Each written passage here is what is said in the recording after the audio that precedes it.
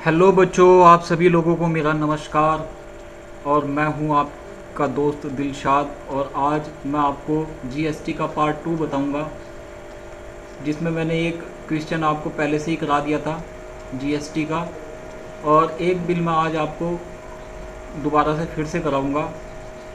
बच्चों, आप सभी से मेरी गुजारिश है कि यदि आप लोगों ने मेरा अभी तक चैनल सब्सक्राइब नहीं किया तो प्लीज़ मेरे चैनल को सब्सक्राइब करें और मेरी वीडियो को ज़्यादा से ज़्यादा लाइक एंड शेयर करें। बच्चों, सबसे पहले मैं आपको जीएसटी के लेजर्स और उनके ग्रुप के बारे में बता देना चाहता हूँ, पर कि लेजर और ग्रुप में होता क्या है। टैली ईआरपी 9 में मैं देखूँगा कि सबसे पहले मुझे दो चीज़ देखनी होगी। एक बिल को बनाने के लिए उसमें लेजर और ग्रुप की एंट्रीज होती हैं। तो सबसे पहले हम देख लेते हैं कि कोई भी यदि हम पार्टी का लेजर बनाते हैं, जैसे कि वरुण इलेक्ट्रॉनिक्स, तो उसका अंडर ग्रुप बच्चों हमारा चला जाएगा सेंट्रल क्रेडिटर के अंदर। ठीक है, ऐसे ही बच्चों हमारे पास एक दूसरा ग्रुप है परचेज लेजर का ग्रुप, जिसमें परचेज एग्जेम्प्ट भी हो सकता है, परचेज जीएसटी भी हो सकता है बच्चों, परचेज आईजीएसटी भी हो सकता है, परचेज सेंटर स्टेट एग्जेम्प्ट भी हो सकता है। तो उसका अंडर ग्रुप बच्चों हमारा हमेशा के लिए किस अकाउंट्स के अंदर जाएगा, ग्रुप के अंदर जाएगा, परचेज अकाउंट्स के अंदर जाएगा। ऐसे ही हमारे पास एक तीसरा ग्रुप होता है बच्चों टैक्स का, जिसके अंदर हमारे पास होता है बच्चों एसजीएसटी और सीजीएसटी। इसका ग्रुप हमारा चला जाएगा बच्चों ड्यूटीज़ एंड टैक्स के अंदर।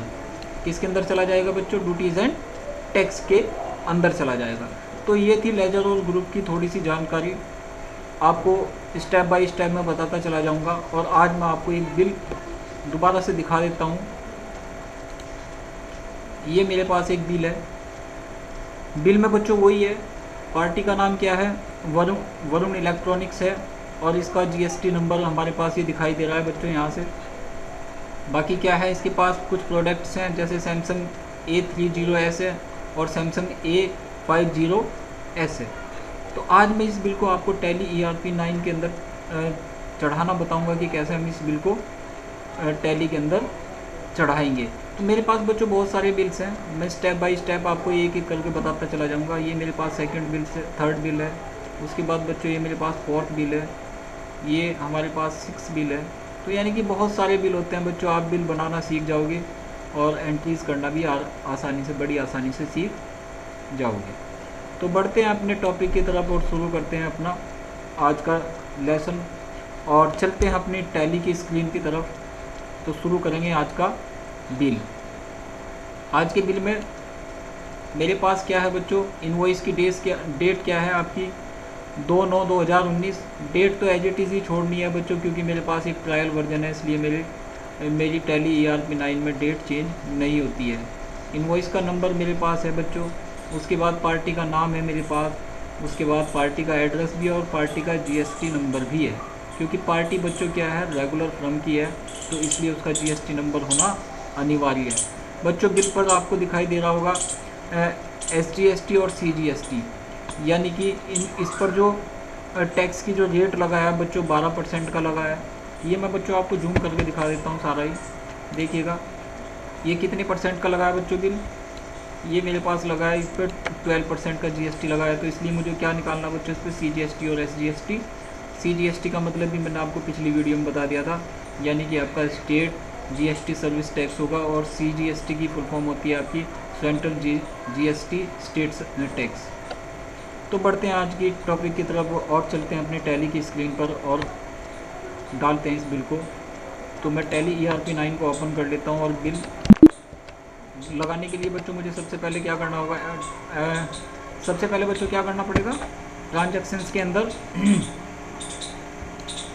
के अंदर मैं यहाँ पर जाऊँगा और इसमें से मैं चूज़ करूँगा अकाउंटिंग वाउचर्स पे चले जाते हैं। अकाउंटिंग वाउचर पे हम क्या करेंगे बच्चों?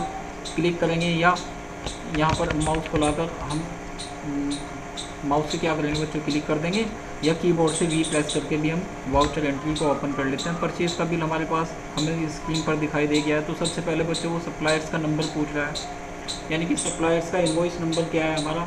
तो सबसे पहले मैं इनवॉइस नंबर लगा देता हूँ बच्चों। तो इनवॉइस नंबर क्या है मेरा? ये रहा मेरे पास एक इनवॉइस नंबर है, और मैं उसको यहाँ पर डाल देता हूँ बच्चों। उसके बाद बच्चों पार्टी का नाम पूछ रहा है। पार्टी का नाम वरुण इलेक्ट्रॉनिक्स है।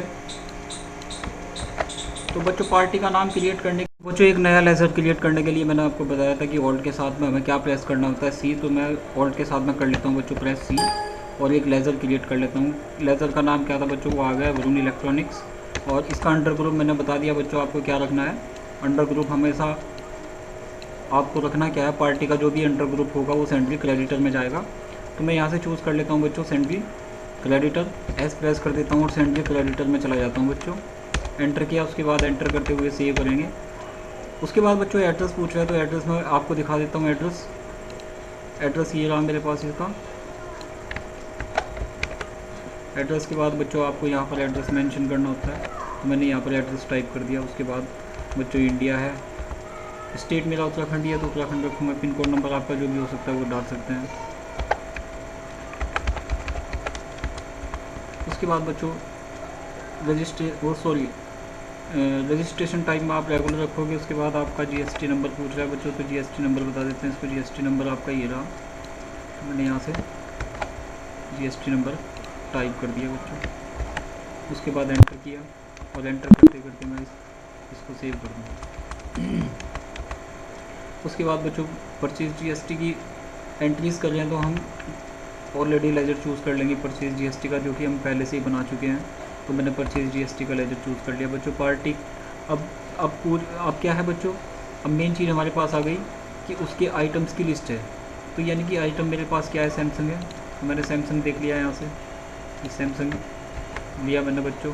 और लेने के बाद आपने यहाँ पर ऑल्ट के साथ में सी से ही स्टॉक आइटम की लिस्ट क्रिएट करेंगे। ऑल्ट के साथ में सी दबाया मैंने बच्चों और यहाँ से मैंने उसका सैमसंग ये लिया। और पार्टी कितने परसेंट में बच्चों, ये लेजर मेरे पास पहले से, ये ग्रुप पहले से ही बना हुआ आइटम @00 आइटम @12%। तो मैं इसको यहाँ रख लूँगा। देख लेता हूँ इसकी यूनिट क्या है बच्चों। यूनिट मेरे पास ये PCS में पीस में ही है। यूनिट यहाँ QTI वाली ये यहाँ पर 3 पीस दिखा रहा है ना, तो यूनिट हमारी यहाँ से रखी जाएगी। तो ये मेरे पास पीस में, ये पहले से ही मैंने इसको पीस में रख लिया। एंटर किया बच्चों, उसके बाद मैंने इसको यस कर दिया। सेट अल्टर जीएसटी की डिटेल को मैं यस कर देता हूँ बच्चों। उसके बाद HSN कोड पूछ रहा है बच्चों। HSN कोड के लिए मेरे पास ये यहाँ से HSN कोड दिया हुआ है, इसका ये दिखाई दे रहा है HSN कोड। तो मैंने यहाँ से HSN कोड को टाइप कर लिया बच्चों। HSN कोड मैंने यहाँ पर टाइप कर दिया। उसके बाद बच्चों टैक्सेबल रेट है, टैक्सेबल है मेरे पास ये 12% में आइटम्स है। एंटर किया, एंटर करते करते मैं इसको सेव कर दूँगा बच्चों। अब मेरे पास ये कितने पीस थे, ये 3 पीस है मेरे पास। एक पीस का रेट क्या है, 7,142 रुपये 85 पैसे, यानी कि कितना है 7,142 रुपये 85 पैसे। एंड देन मैंने एंटर किया। इसी तरह से बच्चों में दूसरा आइटम भी क्रिएट करूँगा। आइटम दूसरा मेरे पास क्या है, सैमसंग A50s।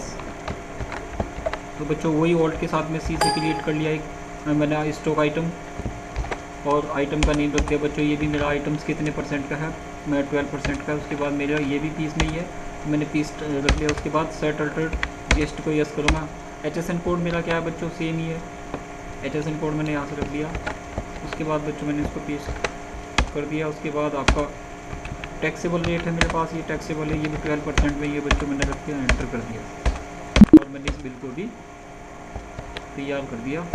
ये कितने पीस है बच्चों, मेरे पास एक पीस है।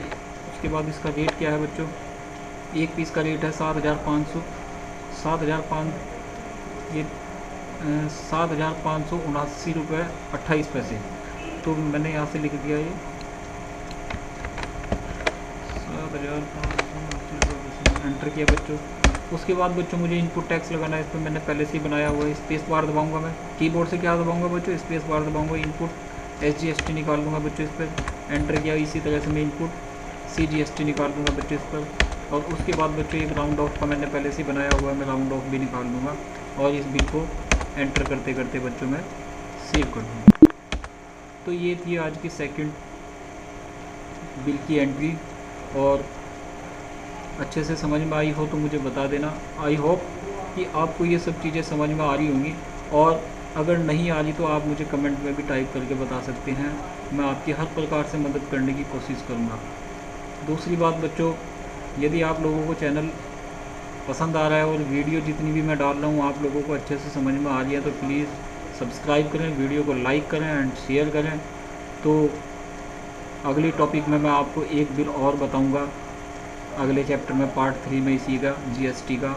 और मैं आशा करूँगा कि आप लोगों को अच्छे से समझ में आ जाएगा। धन्यवाद।